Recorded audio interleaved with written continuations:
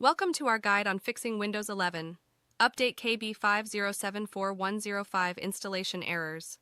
We'll walk you through a step-by-step process to resolve common error codes like 0x800f0991, 0x800f0831, and 0x80073712.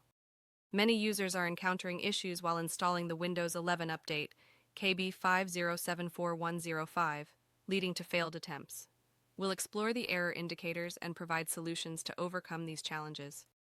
Our first step is simple yet effective. Pause and resume the Windows update. Navigate to Windows, Update Settings, click Pause Updates.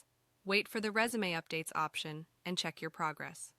Restarting essential Windows services can resolve many installation issues. We'll guide you through restarting the Windows Update Service, App Readiness, and Background Intelligent Transfer Service. Corrupted system files can block updates. Run system file scans using Command Prompt as an administrator.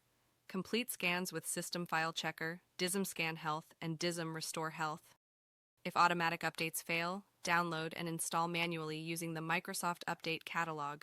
First, identify your system specifications to ensure compatibility.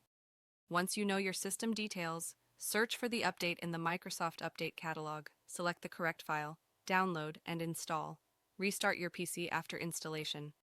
For deeper issues, reinstall the current version of Windows via recovery without affecting your personal data. This process will take some time, but your apps, files, and settings will be preserved. Perform an in-place upgrade using the Media Creation tool.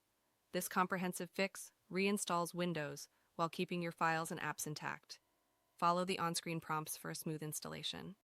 After attempting these solutions from the simplest to the most comprehensive, your Windows 11 computer should be able to successfully install the KB5074105 update without errors. Here's a summary of the steps we've covered.